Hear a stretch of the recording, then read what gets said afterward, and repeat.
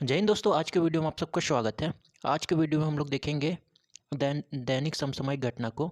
दैनिक समसामयिक घटना को देखने से पहले आज का हम लोग सुविचार देख लेते हैं, ताकि आप लोग थोड़ा सा मोटिव हो सके, चार्जअप हो सके और पढ़ाई को लेकर दिल में एक आग पैदा हो सके।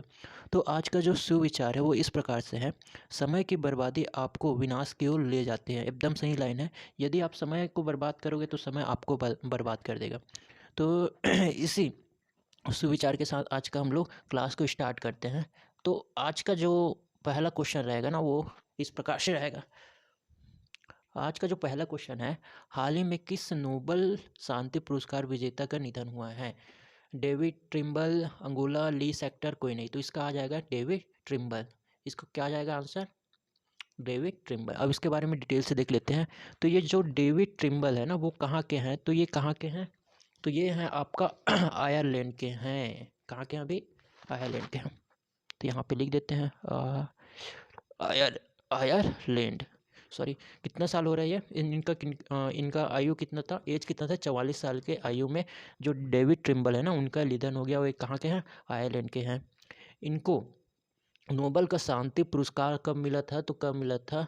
1998 1998 में इनको क्या मिला था? नोबल पुरस्कार मिला था। और किस क्षेत्र में मिला था? तो शांति के क्षेत्र में। शांति का इनको नोबल पुरस्कार किस लिए दिए गए थे? तो जो अशांत यूके प्रांत में 1998 में एक समझौता किया, जिसे गुड फ्राइडे समझौता के नाम से भी जाना जाता है, जिससे क्या हुआ, यहाँ के दर्शकों के बीच संघर्ष को समाप्त हो गया। मतलब किस लिए दिया गया था? क्योंकि 1998 में क्या हो रहा था, जो यूके है ना, जिसको हम लोग ब्रिटेन कहते हैं, वहाँ पे क्या था, अशांति बहुत ज़्यादा बढ़ गया था। तो अशांति क्या हो गया था? अशांति मतलब जानते हो, जहाँ शोर शराबा बहुत ज़्यादा होता है उसको अशांति बोलते हैं। तो वहाँ क्या हुआ था, बहुत लड़ाई झगड़ा होता था, हिंसा होता था। तो जो है ना, डेविड ट्रिम्बल, इन्होंने एक ठो समझौता किया, जिस समझौता को कौन से समझौता के नाम से जानते हैं? तो good Friday. Friday, good Friday मनाते भी हो ना। तो इसी गुड फ्राइडे समझौता के तहत क्या हुआ, जो यूके के जो दर्शक थे उनके बीच क्या हुआ, संघर्ष क्या हो गया, पूरी तरह से ख़त्म हो गया। तो शांति के क्षेत्र में जो थे ना डेविड ट्रिम्बर, और इसी के याद में हम लोग गुड फ्राइडे भी मनाते हैं, है ना। ये हो गया। अब नेक्स्ट क्वेश्चन है: हाल ही में कहाँ कहाँ के क्रिकेट मैदान को सुनील गावस्कर के नाम पर रखा गया? Australia, England, West Indies, New Zealand. तो इसका जो आंसर हो जाएगा आपका, हो जाएगा इंग्लैंड हो जाएगा। अब कौन सा मैदान है, अब देखते हैं देख लेते हैं। तो कहाँ के मैदान को किया गया था? इंग्लैंड का मैदान है। क्या है? इंग्लैंड का मैदान। तो इंग्लैंड तो एक देश है, वहाँ बहुत सारा मैदान होगा।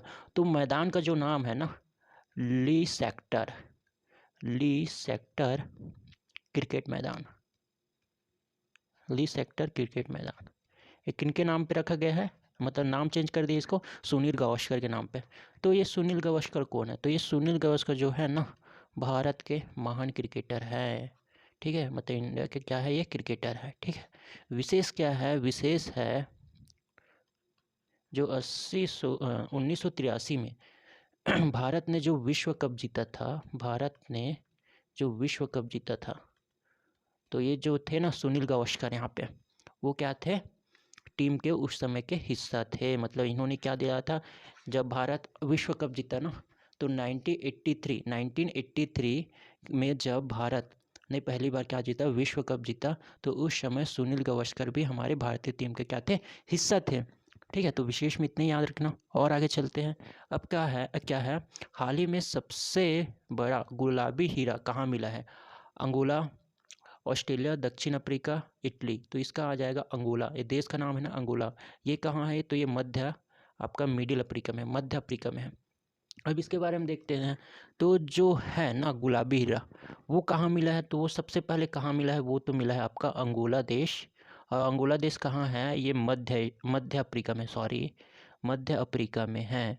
मैं इधर पीछे क्या बोल दिया था, एशिया बोल दिया हूँगा। तो ये मध्य अफ्रीका है। ठीक, ये हो गया। और जो ये गुलाबी हीरा है ना, ये कितने कैरेट का है? तो 140। आप लोग ज़्यादातर देखेंगे 124 इसको शुद्ध मानते हैं, लेकिन जो ये हीरा है ना, 170 के कैरेट का क्या है आपका, गुलाबी हीरा है। और इनका जो अन्य नाम है, द लू लो लू लो रोज। इनका क्या नाम है, अन्य नाम है, मतलब नाम दिया गया है, ठीक है। जो गुलाबी हीरा है ना, ये द लू लो रूज, ठीक है। यहाँ पे लू लो एक एक क्या है, खदान है। क्या है आपका, खदान है। कहाँ का खदान है ये, अंगोला देश का, ठीक है। इसी लूलो में खदान में क्या मिला है, ये जो है ना गुलाबी हीरा, जो कि क्या है 170 कैरेट का है। और इनका वजन कितना है, तो इनका वजन है 34 ग्राम है। इनका वजन कितना है, गुलाबी हीरा का 34 ग्राम है। और ये हीरा कितना कैरेट का है, तो 170 कैरेट का है। और इसमें और याद क्या रख सकते हो आप, और क्या रख सकते हो, द लूरो लूलो रोज, ये क्या है, इनका नाम दिया गया है गुलाबी हीरे का। और लूलो क्या है, एक प्रकार का खदान है। और यहाँ पे क्या होता है, जो लूलो रोज है ना, इनका इसका अर्थ क्या होता है, तो एक टाइप का ये क्या है, 2A प्रकार का क्या है, ये हीरा है। 2A प्रकार का हीरा है, मतलब जो 2A प्रकार का हीरा रहता है ना, इसमें क्या होता है, इसका अर्थ क्या होता है, इसमें कोई अशुद्धता नहीं होता। इसमें क्या होता है, कोई अशुद्धता नहीं होता, उसी को 2A प्रकार का हीरा कहते हैं। तो जो लू रोज है ना, ये हीरा का प्रकार है, जो कि अंगोला देश में मतलब मिलता है। विशेष में याद रखना, विशेष में क्या याद रखना, कि 100 वर्षों में पाया गया सबसे बड़ा हीरा माना जा रहा है, ठीक है। जो है ना 300 साल में पाया गया सबसे बड़ा हीरा, इसको किसको माना जा रहा है, गुलाबी हीरा को। तो आई होप बहुत सारा फैक्ट पता चला होगा। अब नेक्स्ट में चले जाते हैं।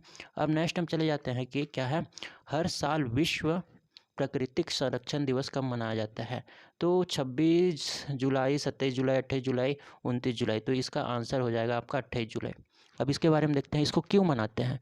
तो प्राकृतिक संसाधनों के रक्षा के महत्व को बताने के लिए, प्राकृतिक संसाधनों संसाधनों के रक्षा के महत्व। अब कई लोग तो को पता ही नहीं है पता ही नहीं है कि प्राकृतिक संसाधन क्या होता है। तो प्राकृतिक संसाधन वो होता है जो नेचर से प्राप्त होता है। नेचर मतलब पृथ्वी, मतलब भूमि से प्राप्त होता है, जैसे जीव जंतु, पेड़ पौधे, कोयला, जितने भी खनिज है, ये सब क्या है, प्राकृतिक संसाधन है। तो इसी प्राकृतिक संसाधन के महत्व को बताने के लिए हम लोग हर साल विश्व प्राकृतिक संरक्षण दिवस 28 जुलाई को मनाते हैं। इस साल का जो सब्जेक्ट था ना, विश्व प्राकृतिक संरक्षण, ये वेरी इंपॉर्टेंट है। सब्जेक्ट या थीम बोल सकते हो, ये था living sustain sustainably sustainably sustain sustainably in harmony with nature. ये इनका क्या है, विषय है, living sustainably in halving with nature. और पृथ्वी के लिए भी चुनौती क्या है, सबसे बड़ी चुनौती है आपका जलवायु परिवर्तन। जलवायु परिवर्तन मतलब जानते हो, बिन मौसम बारिश। जैसे ठंडी चलते रहेगा उस समय बारिश हो जाएगा, बारिश के समय में धूप हो जाएगा, धूप के समय में बारिश हो जाएगा, ठीक है। सर्दी के समय में धूप हो जाएगा, तो इसी को बोलते हैं जलवायु परिवर्तन, ग्लोबल वार्मिंग। और क्या है, और क्या चुनौती, पहला चुनौती तो हो गया ये। दूसरा चुनौती क्या है, वनों की कटाई। वनों की कटाई होने के कारण क्या हो जाए है, जो ग्लोबल वार्मिंग है ना, वो बढ़ते जा रहा है। ग्लोबल वार्मिंग मतलब जो हमारे आसपास के जो वातावरण है, अर्थात वायुमंडल है, वो क्या हो जा रहा है, गर्म हो जा रहा है, उसी को बोलते हैं ग्लोबल वार्मिंग। जैसे कार्बन डाइऑक्साइड में, ठीक है, ये सबसे बड़ी गैस है, जल वाष्प। और तीसरा है आपका वन जीवों के लिए आवास का नुकसान। अब वनों की कटाई हो जाएगा तो जो वन जीव होंगे उनका क्या हो रहा है, आवास के लिए क्या हो रहा है, नुकसान हो रहा है। तो इतना सारा फैक्ट याद रखना। अब देखते हैं, नेक्स्ट देखते हैं, हाल ही में किसने मंकी पॉक्स वायरस स्ट्रेन के प्रभाव को कम करने में सफलता पाई है। तो NIV, CDC, ICMR, कोई नहीं। तो इसका आंसर है NIV, ठीक है। ये NIV कहाँ है, पुणे में। तो एक प्रकार का ये संस्था है, अभी दिखा रहा हूँ आपको इसके बारे में डिटेल से। तो ये क्या है, इनका पूरा नाम है नेशनल इंस्टीट्यूट ऑफ वायरोलॉजी, और ये कहाँ है, पुणे में है, ठीक है। नेशनल इंस्टीट्यूट ऑफ वायरोलॉजी, और ये कहाँ है, पुणे में है, ठीक है। और जो ये है ना NIV, जो पुणे वाला है, वो किसके तहत काम करता है, तो ICMR, ठीक है। ICMR का फुल फॉर्म क्या है? Indian counselling for medical research, ठीक है। रिसर्च मेडिकल के क्षेत्र में रिसर्च करने का काम करता है, और इसी के तहत ICMR के तहत INV, ठीक है, एक ये काम करता है। और मंकी पॉक्स वायरस के लक्षण क्या है? तो इसका सबसे लक्षण तो है तेज बुखार है, ठीक है। त्वचा में क्या हो जाएगा? आपका रेड रेड निशान आ जाएगा, ठीक है। और आपको क्या होगा? जिससे थकावट क्या होगा? फील होगा, ठीक है। थकावट फील होगा, आपका सिर दर्द देगा, ठीक है। तो ये सब क्या है? लक्षण है किसका? मंकी पॉक्स का, ठीक है। बहुत तेज़ी से फैल रहा मंकी पॉक्स, कोरोना के जैसे अभी। अब देखते हैं, हाल ही में पहली बार शुरू हुई दिनेश सहारा लाइफ टाइम अवार्ड किस होगा ना, किस क्षेत्र के लिए दिया जाता है? खेल क्षेत्र में, संगीत के क्षेत्र में, कला के क्षेत्र में, राजनीति के क्षेत्र में? तो इसका आंसर है संगीत के क्षेत्र में। तो विशेष है, ये पहली बार शुरू हुई है, ठीक है। दिनेश सहारा लाइफ टाइम अवार्ड, ठीक है। और ये कौन कौन से क्षेत्र में दिया जाता है? तो ये जाता है म्यूजिक, मतलब संगीत के क्षेत्र में, ये याद रखना। अब चलते हैं, भारतीय पुरुष क्रिकेट टीम ODI वनडे एक दिवसीय में कौन से स्थान में है? पहला, दूसरा, तीसरा, चौथा? तो ये हो जाएगा तीसरा। अब इसके बारे में अच्छा डिटेल से देखते हैं। विशेष, पहला में है आपका न्यूजीलैंड है, ठीक है। पहला जो ODI है ना, उसमें न्यूजीलैंड है। और सेकंड में है आपका इंग्लैंड, तीसरा में है आपका भारत, चौथा में है आपका छोटा पाकिस्तान। ये बहुत हरामी है। ये तो हो गया ODI वनडे एक दिवसीय मैच हो गया। वही T20 में पूछ देगा तो T20 में पहले नंबर में है ऑस्ट्रेलिया, दूसरे नंबर में है भारत, और तीसरे नंबर में है आपका दक्षिण अफ्रीका, ठीक है। ये याद रखना। नेक्स्ट क्वेश्चन में चल जाते हैं। लिम्का स्पोर्ट्स के प्रचार के लिए किसने नीरज चोपड़ा के साथ अनुबंध किया है? Byju's, Coca Cola, Unacademy, hero Honda? तो ये है कोका कोला, ठीक है। तो कौन सा कंपनी है? आपका कोका कोला। विशेष क्या है? तो विशेष में आप लोग याद रखना कि जो नीरज चोपड़ा है ना, जो अभी टोक्यो में ओलंपिक हुआ है, ओलंपिक 2021 में, उन्होंने भारत के लिए, ठीक है, भाला फेंक में गोल्ड मेडल जीता है। और हाल ही में अभी क्या हो रहा है? विश्व एथलेटिक्स चैंपियनशिप हो रहा है, उसमें ये 2022 में हो रहा है, उसमें भारत के लिए उन्होंने सिल्वर जीता। कितना मतलब मीटर भाला फेंक के? तो 88.13 मीटर, ठीक है। तो ये याद रखना। और हाल ही में किन 3 देशों को ICC की सदस्यता प्राप्त हुआ है? Cambodia, Uzbekistan, Pakistan. Cambodia, Uzbekistan, Kyrgyzstan. आपका कंबोडिया, उज्बेकिस्तान, कोटो डी आइवर। तो ये आंसर हो जाएगा कंबोडिया, उज्बेकिस्तान और कोटो डी आइवर, ठीक है। इसके बारे में देख लेते हैं।